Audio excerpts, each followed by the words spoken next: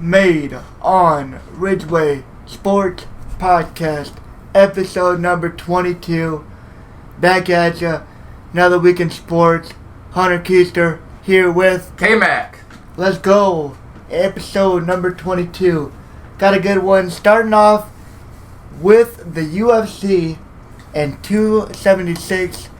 Our reactions, and we will tell you how our picks went down and how it fared for us. So, Kurt, what was your favorite fight from UFC 276? We'll start there. What's your favorite fight? My favorite fight of that night. I really thought that the Lawler and Barberena fight was pretty good.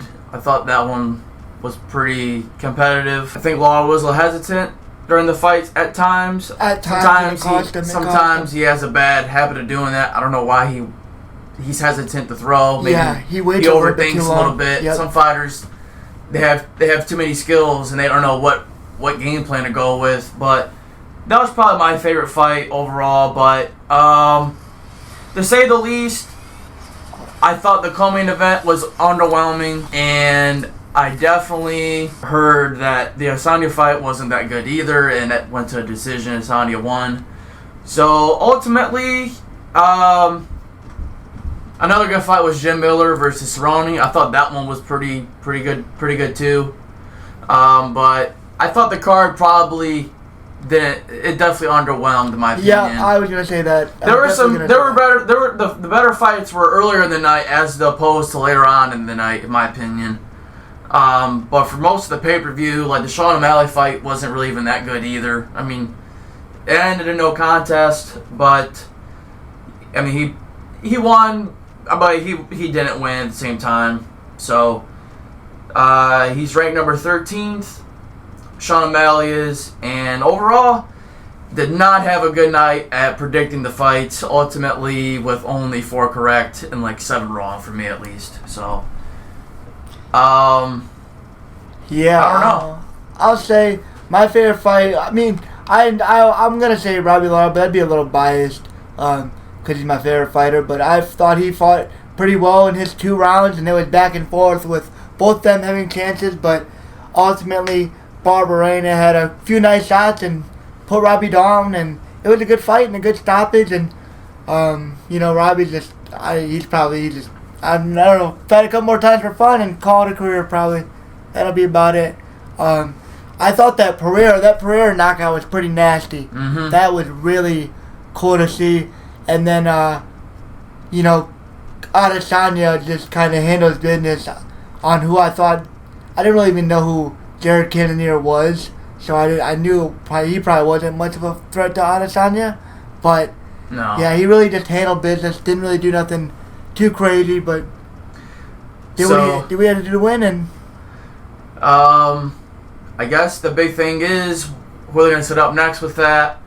I guess they're saying with Alex Pereira finishing Sean Strickland, who's a top 5 middleweight, they're thinking Pereira might be someone to potentially fight Adesanya next because they actually previously competed in a kickboxing league quite some time ago. Pereira actually finished him and knocked him out. Yeah. So that was definitely a long time ago, but Pereira landed a left hook and put him down, and really different style too. I remember watching it. His style is completely different, definitely unique. So Pereira moved to 6-1, and Sean Strickland was number 4 at the time and falls to 25-4. Yeah, little underwhelming, but it was. Yeah, they had a good lineup. The potential was there. I just with the top 2 fights leading to just easy decisions, it kind of just. Yeah, you thought you would see more out of Holloway, but you can't really blame him. Just Volkanovski just looked that much better than he already was, and he's insane. But Kurt falls to 4-7 on picks. I wasn't much better at 5-6, so almost 500, but not quite. And we both look to rebound in the next UFC event, but it was a decent card. Had some decent fights, had some not decent fights, but good night. And I've definitely seen worse. Yeah, we'll move to the NFL, and Baker Mayfield is free from Cleveland. He gets sent to the NFC South, and he goes to battle Sam Darnold for that top spot in Carolina. Carr, how do you think he'll fare in this QB battle with him, Darnold, and I think they drafted somebody too, Yeah, right? Matt Corral. Later in the rounds. Yep. I mean, honestly, I'm going to say how it is. He's for sure better than Sam Darnold, but I'm surprised it took them this long to make this move. I don't know why they waited so long to trade for him. Right, I don't know what was the hold up with that. They should have, as soon as Deshaun came to Cleveland, they should have been all over that, in my opinion. It could have been Cleveland just trying to, screw him over. The biggest thing was they wanted somebody to probably trade more for him, but then they realized you're not going to get much more than what they got, which was a 5th-round pick, which conditionally can turn into a 4th-round pick depending on how many snaps Baker plays. But if I'm Carolina, I'm not even fiddle-faddling with this situation, or I'm putting Baker in week 1. I think Baker just started too. You don't. There's no need to fiddle-faddle with it. From what we've seen, considering they came out of the same draft class in 2018, Baker being the number 1 overall pick, Sam Darnold going number 3 to the Jets. That's crazy to think about. I mean, the numbers look similar, but I mean, for what I've seen, it's not even close. I mean, Baker. I mean, you could probably say he's a pretty mediocre quarterback with potential to be good. He's average. He's average. That's what I'm saying. He's average. Yeah. Like, he's probably top 15, top 12. Maybe. But Sam Darnold is bottom 20. Yeah. I mean, I'm definitely taking Baker. But I would almost want to see Corral over both of them. I want to see how Corral can do over both of them. It could get to that, but I don't think so. Right. Because they did trade a lot for Sam Darnold 2 off seasons ago, which I just don't understand. But let's just stay on topic then. Baker going to Carolina, I mean, is that really going to improve their record a whole lot? Maybe by a game or two. They'll still be in 3rd place probably in that division for sure. Right, I'm taking the Bucs and the Saints. With Bucs and Saints, those two teams are far superior. And even Atlanta might be better than Carolina because Marry that offense. they put all their eggs in that McCaffrey basket. And honestly, I think he's kind of fragile. Yeah, I hope he plays, but he's fragile for sure. Baker's better than Darnold, so I would start him week 1, especially with them playing Cleveland. I think that'd make things kind of enticing. Yeah. But I mean, he's got DJ Moore, and Robbie Anderson was actually throwing shots before they even traded for Baker about potentially getting Baker. So you're already looking at potential locker room issues there. And they got a really bad O-line. You go from a pretty good O-line. Pretty good O-line with Cleveland and now good running game. They got a really bad O-line in Carolina. So he had a solid cast around him. I just think last year he definitely didn't play as good because he was injured. His shoulder was definitely messed up, torn labrum. Right. I mean, he decided to play through it. So I mean, that shows toughness. But then that looks bad on your resume having that year of, well, you don't really look too good. And now the rest of the league's kind of they're not really invested into you, and that's why it took everyone so long to trade for him. So I'm gonna say, I mean, Cleveland had to trade him. There was no way to keep him. So now that essentially puts them with Jacoby Brissett, depending on how Watson goes. Right. He can salvage it. I think he could salvage a game or two if Watson goes. If Watson gets 6 games, which is almost looking likely, 6 to 8 games, but I'm thinking at this point, I don't know if he can manage. I don't know if he can manage to still be at 4-4, 5-3. I don't think he could have them. If he could have them at 5-3, they'd be fine. But anything worse than that would be hard to come back from for Watson. But yeah, I mean, for Baker, you get a chance to go in with a decent offense and go see what you can prove. And the Browns get Deshaun Watson and they want to change it over to somebody who is proven. And we'll see how that works out with his situation. Time will tell. Only time will tell. Well, we're going to talk about NHL. The NHL Draft was Thursday night. I'm gonna highlight my favorite team just because they made some questionable moves, to say the least. So I'm gonna pretty much just highlight them because they're pretty much were the highlights. I mean, this right guy that's really good went to Seattle at number 4. He was supposed to be like the best overall draft player. He went number 4. I guess Seattle apparently had a really good draft. I've seen that. But Chicago trades in 2 separate trades. They trade Alex DeBrincat, who is their 25-year-old forward superstar of the future, who everybody thought was going to be the piece of the rebuild, the shining star on the rebuild after Patrick Kane and Jonathan Taves and all them guys go away, pass on, go into the Hall of Fame. That was the plan. That, or at least I thought. And here you go. They trade DeBrincat for this year's draft. They get a first, a second, and next year's third.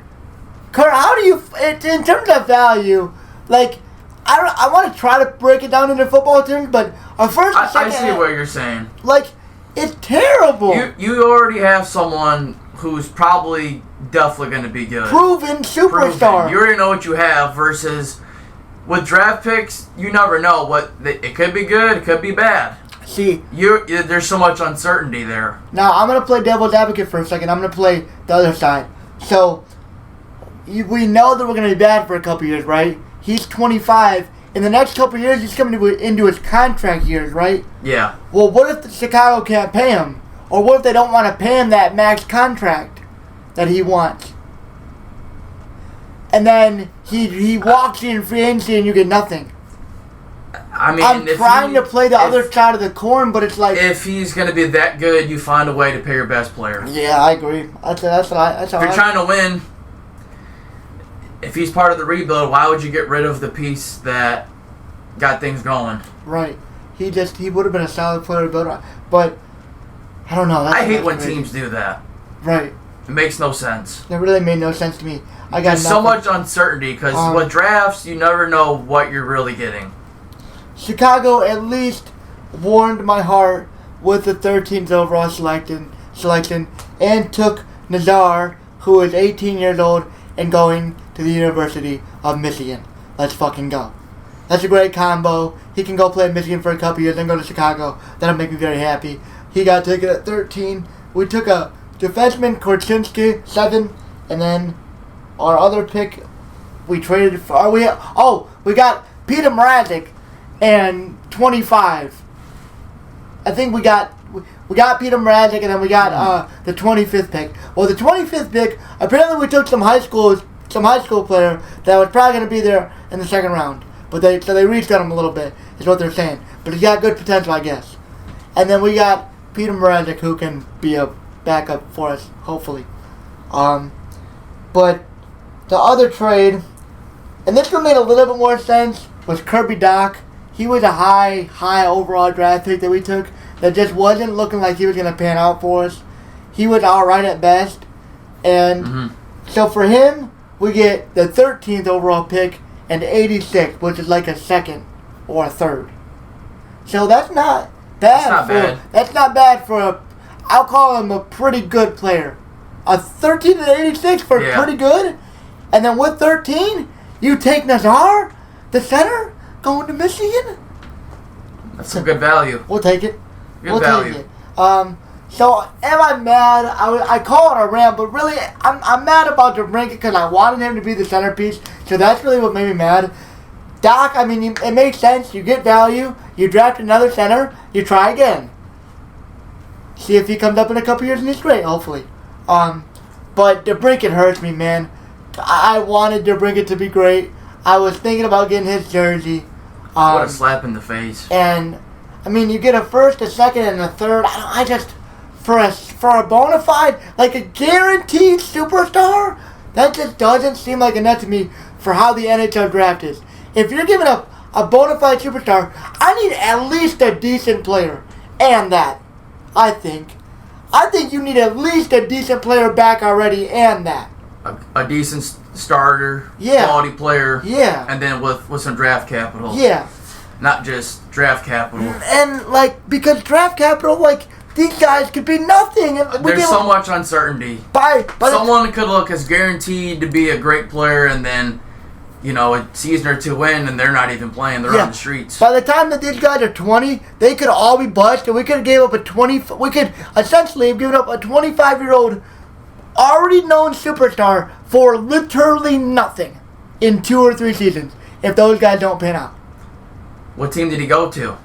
So Alex DeBrincat went to the Ottawa Senators, who's quickly getting better. Their rebuild is going very good, and I'm excited for him to play with some of those guys in Ottawa. And then Kirby Dach actually went to the Montreal Canadiens. So they both go to Canada teams. Hey, as a Blackhawks fan, it breaks my heart to see our rebuild going like this, and I feel like we're taking steps backward. I mean, you got draft capital, and now you just gotta pray these guys. If it works out, I mean, you get 3 guys for 2, whatever. But I don't know, man. It's a risky trade, and now only time will tell. But for the Blackhawks this year, they just got a lot worse, which that sucks. Because I'm going to endure some bad hockey. Looking grim. Yeah, looking grim in Chicago after our 10 years of dominance. Yeah, they were running it for a minute. They were running it. 2010 to 2015. They went 2010, 2013, 2015. Whew. This is how it goes. Crazy. Your time's there and your time's up. Really. Tampa Bay just did it too. The Tampa Bay did it 3 years in a row. It's crazy to think about. But they made it. Yeah. That's hard to do. Right. Extremely hard to do. I think that will end my talking on the NHL Draft. And we are going to jump into some NBA Summer League top player performances. We're going to look at the top 3 players in this year's draft, which was the Orlando Magic player named Paolo Banchero. Paolo Banchero. We're going to start with him as he was the number 1 overall pick to the Orlando Magic. So I'm going to now pull up his stats. Are you telling me they played the Rockets? Yeah, his first game. Yep, he played exceptionally well, scoring 17 points. Only had 2 turnovers, 1 steal, 6 assists, 4 rebounds, and led his team to a dub versus Jabari Smith, who fell to Houston at 3. Jabari had 10 points, 1 steal, 3 assists, and 7 boards. Jabari didn't play, he didn't play the absolute best. But what's interesting is, do you remember Josh Christopher? He went to Arizona State over Michigan that one year. Well, he's on that team. And in Houston, yeah. He went for 22 points that night. Josh Christopher did for Houston in a losing effort. He was easily their best player. Let's see. You got Jabari Smith. 25% from three-point land, 50% from the free throw line. 7 rebounds wasn't too bad. 2 turnovers. Yeah, I mean, you don't... 5 fouls? Did he have 5 fouls? That's definitely not good if you had 5 fouls. 4 from 10. I mean, it's not really about playing great now, though. It's about working stuff. It's just all just summer league, so it's just getting good chemistry with your teammates. But Polo showed he was going to be a dominating... Banchero definitely outplayed him, for sure. 5 for 12 wasn't the best, only shooting 41%. But 17 points, you really can't argue with that. And he got it done on the defensive end and the offensive end. 4 defensive rebounds, 4 rebounds in general, I should say, and 6 assists. So, a good first game. Let's see, Xavier Simpson, he plays 21 minutes. 3 points. He is 1 of 6 for 3 points. 5 assists, 6 boards. That's a terrible start for Xavier Simpson. As the the Michigan Magic over here. Michigan Magic. Caleb Houston goes for 20 points on 7 to 12 shooting. What did do that for Michigan? Thanks, buddy. 6 See you boards. later. 6 boards. Not mad at that at all. Only turning the ball over twice. And 5 for 9 on threes. Yeah. That's pretty solid. Looked pretty good, Caleb. Wish you would do that for Michigan. I'm gonna say that again just because it still hurts. Wow. I guess that'll bring us to your favorite player's debut then. Yeah, we gotta talk about Chet. We gotta talk about Chet Holmgren. So he played Tuesday and Wednesday, facing the Jazz in his first game in Memphis, Big Bad Memphis, in Game 2. In Game 1, he finished with 23 points, 7 of 9 shooting, 7 boards, 4 assists, and a Summer League record, 6 blocks. So he had a pretty good debut, showing good length, playmaking ability. I actually got to watch some of that game when I was at the gym. and just kind of keep an eye on that. Played really good first night, and then the second night didn't play as well. Only finished with 11 points, 12 boards. It kind of showed more of his deficiencies in game 2. So later today, they actually play each other, the Thunder and the Rockets. So we'll get to see Chet versus Jabari tonight, and kind of really just it's going to be a season-long question all year, and just even talking down the next couple of years, if the Thunder got this thing right or if they didn't. But they do have a really good GM that drafts good though, so I don't. It's hard to doubt him. Yeah, I also want to go back and talk about. So Chet Holmgren puts in 23 his first game, and the Terrors of Josh Giddey, he puts in 14 points, 11 assists. He's going to be a great guard. Pokajevsky's a good center with 11 points, 4 rebounds. Is that the other tall one they have? Yeah. Okay. All these guys, Giddey, I saw someone called them the Thin Towers or something. Yeah, right. And then Jalen Smith, I think he was a first-round pick or a high draft pick as well. Yeah, he was. And he goes for 17 in that game too. So the Williams guys, one plays good, one plays bad, but Jalen Williams goes off. And the Thunder look dominating against the Jazz. Did the Jazz have anything? They have Taco Fall. What did he do? Boxed 1 of 4 for 2 points. Only 4 rebounds. Boxed. Taco boxed. Yeah, he's. I remember he was a big name coming out because how tall he was and just being a project. But sometimes it takes players a couple years. But in the NBA, it's kind of like you either got it or you don't. Yeah, he's looking like he's fading out pretty quickly. We'll jump to game 2. Let's see what everybody did. The Thunder win again, 87-71. Let's look. Jalen Williams goes for 16 again. Wow, 5 of 9 with 2 assists, 3 rebounds. That's not bad. Chet Holmgren, 11. Oh, look at that shooting. There it is. Garbage, 27%. Wow. Yikes. I'm trying not to hate on this guy, but 1 of 6 from 3. He did get 12 boards. He better get 12 boards. He's 7 points. That's a must. He better. 3 assists, 2 blocks. Only 2 blocks. You gotta have a little bit more than that, honestly. But 11 points. Pokajevsky puts in 5 on 2 of 6 shooting. Like, none of these guys are shooting very well. 8 rebounds. Josh Giddey with the guard with 10 rebounds. 14 points. So he picked up the slack, it looks like. Jalen Williams obviously had 16, so they still pick up the slack in the young guys playing, average. Dang, I didn't talk about him last game, but he had 6 points, so he shot 2 of 9. He shot pretty bad too. Jeez, we had a lot of bad shooting performances, but they get the win. That's how it is in the NBA, though. Yeah, they get the win in game number 2. And did they play a third game? They did. They played the Sixers. They lost by 1 point. Wow. Oh, that hurts. They lose by 1 point. Oh, everybody sat. Oh, wait, no, not everybody. Just Chet. So they won every game that Chet played. I guess one of my friends was telling me. They won every game that Chet has played in the Summer League. So in the 1 point loss, who stepped up in Chet Holmgren's absence? Trey Mann ended up getting some minutes. He goes for 13 points. I liked him a lot, but he shoots 5 of 14. Josh Giddey, 3 of 11.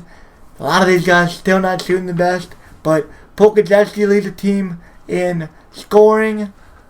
We must not have gotten too many rebounds with our highest rebounder only having 7. It seems like both teams kind of played pretty bad offensively. 3 of 13, 5 of 10, 6 of 12. They shot a little bit better than us, but all in all, it was just kind of an average game for both teams with Chet Holmgren sitting. And so the Thunder lose, but now that will set up the matchup tonight. Jabari Smith versus Chet Holmgren. And, we'll see what happens with those 8 o'clock. 8 o'clock. Definitely going to probably turn that on and watch that matchup. But that will do it, I think. Interesting to see how that matchup goes. We'll definitely talk about that in next week. But we have we're gonna do a little something for this show for next week. We are going on a little trip, and next week maybe something like that.